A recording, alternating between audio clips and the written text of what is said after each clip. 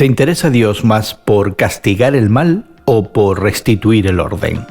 Conversamos sobre castigo y restitución entre amigos.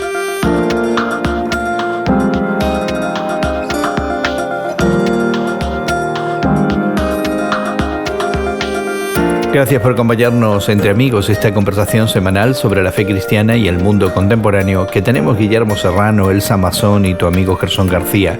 Hoy conversamos sobre las diferentes maneras de entender la muerte de Cristo y cómo pudieran influir en el trato al prójimo y particularmente a aquellos que están en prisión. Pero antes queremos invitarte a que te suscribas al podcast que acompaña este programa y que encontrarás en tu plataforma de podcast favorita. Nuestro podcast expande la conversación y te ofrece enlaces a los recursos que comentamos, te permite dejar comentarios y te abre la puerta de nuestros archivos. Encuéntralo como Entre Amigos con Gerson García en cualquiera de las plataformas de podcast. Hoy consideramos un tema que es poco común en una de las creencias centrales del cristianismo, como lo es la muerte de Jesucristo en la cruz. Aunque la mayoría de los que se declaran cristianos pudieran responder que la muerte de Cristo en la cruz salva al mundo, los teólogos a lo largo de los siglos han querido aclarar cómo lo salva y de qué lo salva.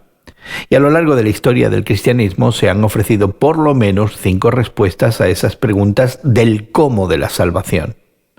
Para algunos, Cristo victorioso triunfa muriendo y concluye así la historia de la salvación humana. Para otros, la muerte de Cristo es un gran ejemplo moral. La tercera teoría dice que Cristo rescata a la humanidad del mal y del maligno. La cuarta y quinta teoría, sin embargo, son más complejas y hablan de castigo, sustitución, expiación y restauración.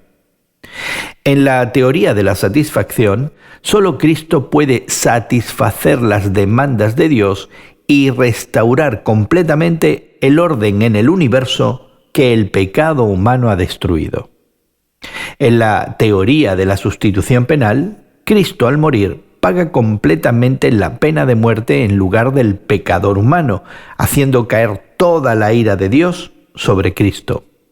Un reciente artículo en The Christian Century, escrito por Annalisa Burns, dice que la teoría de la satisfacción, con su énfasis en la restauración del orden, ofrece a las personas en prisión algo que la teoría de la sustitución penal no ofrece: un camino a la restitución y a la restauración.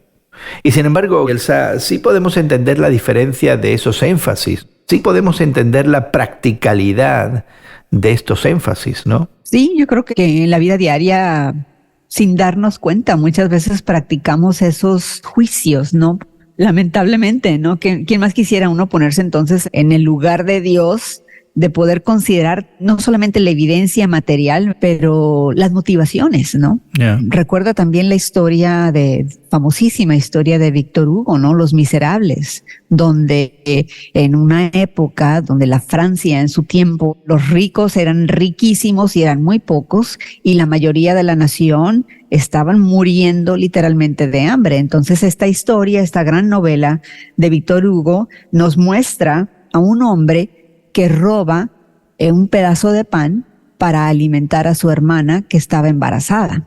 Entonces, el pago por cometer este crimen de haber robado un pan son 20 años de prisión. ¿Por qué? Porque se le ha considerado simplemente el hecho de que fue un transgresor, robó un pan y de esa manera cometió un crimen. No estamos viendo el otro lado de la moneda, que es la causa por la cual esta persona hizo eso. ¿Cuál es? Ofrecer, ¿verdad?, la caridad, el hecho de estarle dando vida a una mujer embarazada que de otra manera hubiera muerto. Entonces, o el crimen de aquellos ricos que evitan el acceso al pan del pobre, ¿no? Que también es un crimen. Entonces, como quiera, esta idea de entender a un Dios lleno de ira que demanda justicia, y al final la Biblia tiene un lenguaje que pudiera validar esa opción, esa preferencia, cuando nos dice que no importan nuestras circunstancias, que al final del día estamos todos sin excusa. Pero por otro lado está realmente esta visión que nos trae la Edad Media Anselmo, de que aquí sí hay un daño, hay una acción ilegal por parte del hombre, hay un pecado. Anselmo no elimina nada de eso, pero en vez de capitalizar en el lenguaje de la culpa y el castigo, incluye, por ejemplo, el lenguaje de la penitencia y la reparación. Yo creo que la influencia de Anselmo en las prisiones, los que ahora se llaman centros de ¿qué? De rehabilitación. Aunque no lo son realmente en muchos casos. Bueno, por lo menos está la intención con el nombre, ¿no? Con el nombre de las instituciones, ¿no? De los edificios y de los sistemas, ¿no? De encarcelamiento. ¿Por qué? Porque ahora se les permite lo que en decenas de años atrás no se les permitía, no había las oportunidades para las personas que están cumpliendo con una sentencia, no se les permitía la superación personal. Hay maneras en que ahora estas personas dentro de su término, al estar cumpliendo su sentencia día con día, también tienen la oportunidad de estudiar, de obtener licenciaturas, de bachilleratos, de aprender algún oficio y de cierta manera se les prepara, ¿verdad?, a que vuelvan, una vez cumplida con esta sentencia, a que vuelvan a restaurarse, a rehabilitarse, a ser, por decirlo de cierta manera, ciudadanos de provecho, ¿no? Ahora, de que la sociedad los acepte y los admita y les abra los brazos y les diga, vente conmigo, yo te voy a contratar porque tú vienes aquí tú con tu bachillerato, porque vienes con el certificado de la prisión de que aprendiste carpintería o plomería, eso ya es otra cosa, ¿eh? Así es. En la realidad hay mucha sospecha, lamentablemente, hay mucha suspicacia de contratar a alguien así, ¿no? Que tiene un pasado, aunque haya pagado ya por su culpa, que ha cumplido con esa sentencia y sale de prisión, sale de estos sistemas de rehabilitación, tienen mucha dificultad de volver a ser integrados. Por más que el Estado, por más que el gobierno les haya brindado maneras de poder superar todo eso, ¿no? Y creo que muchos de nosotros nos debatimos realmente en una tensión entre ambas visiones, la visión retributiva de la justicia y por otro lado esta posibilidad de la reinserción social de la que se habla, ¿no? Pero en cuanto a nuestras actitudes personales, incluso como cristianos, ¿no? Entendiendo esa justicia que a veces encontramos también reflejada en la Biblia, tenemos actitudes ambivalentes, ¿no? Por ejemplo, en épocas recientes hemos visto este gran golpe a la criminalidad en El Salvador del presidente Bukele, algo muy polémico. Y cuando uno ve noticias como esta, por un lado uno dice, bueno, pues sí, el crimen ha descendido en El Salvador, esta gente merece estas penas, ¿verdad? Hay una justicia que se está produciendo y la gente en ese país ahora está durmiendo más tranquila y sale a la calle más tranquila. Y por otro lado, pues también, ¿qué pasa con toda esta gente, no?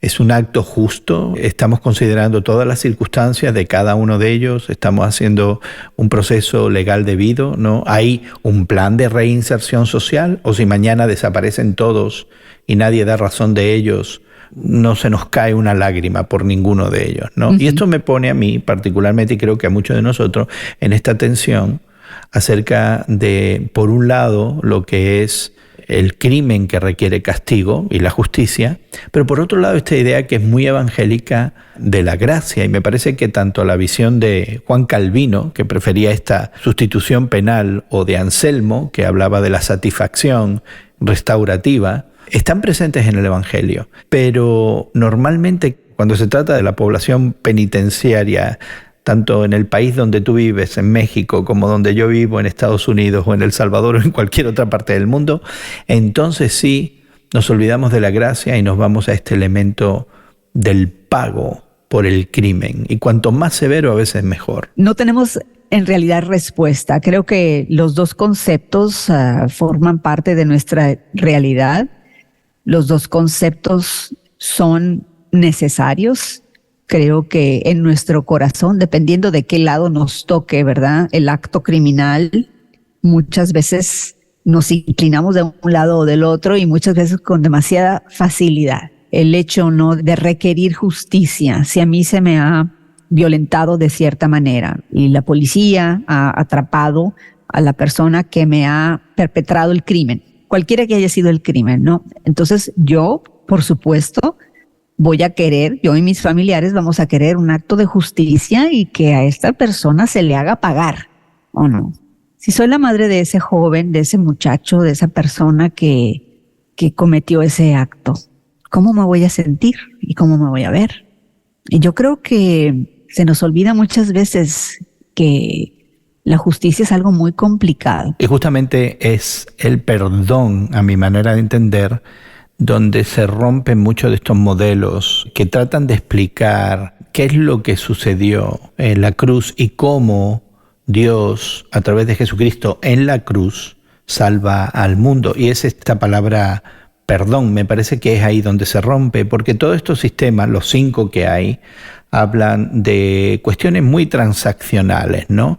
Es un ejemplo, es una victoria en un conflicto, es la sustitución, es la satisfacción, pero todo es transaccional. Pero aquí de pronto viene este elemento del perdón que nos confunde, ¿no? El perdón es lo que nos da la capacidad de restaurar, ultimadamente. El hecho de que Dios nos perdona es lo que nos restaura verdaderamente a una relación con Él. Y creo que no hemos manejado mucho esta idea del perdón que tomamos de la Biblia y lo aplicamos en el ámbito espiritual o lo aplicamos en nuestra propia vida, cuando nosotros somos los destinatarios de ese perdón, pero que nos cuesta tanto aplicar cuando nosotros somos los que otorgamos el perdón, ¿verdad? Y creo que ahí es donde se rompe realmente este esquema transaccional del castigo por el pecado.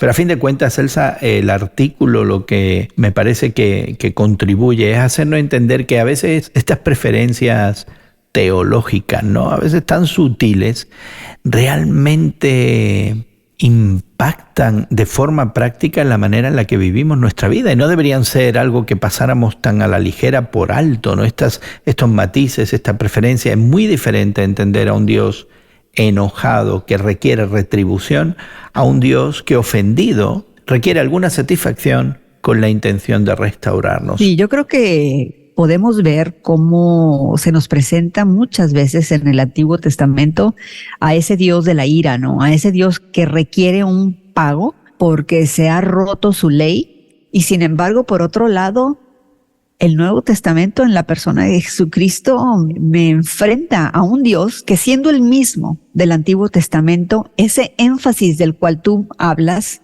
¿verdad? Habla de esa teoría de la satisfacción, ¿verdad? A Anselmo se le conoce muchas veces como el teólogo del amor, porque él toma ese énfasis donde, a final de cuentas, el amor es lo que prevalece. Y recuerdo el famoso capítulo de Corintios 13, ¿no? Donde existen 3 grandes virtudes, ¿no? La esperanza, la fe y la caridad. La caridad es una forma de amar. Y al final, el apóstol Pablo nos dice, la que prevalece es la caridad.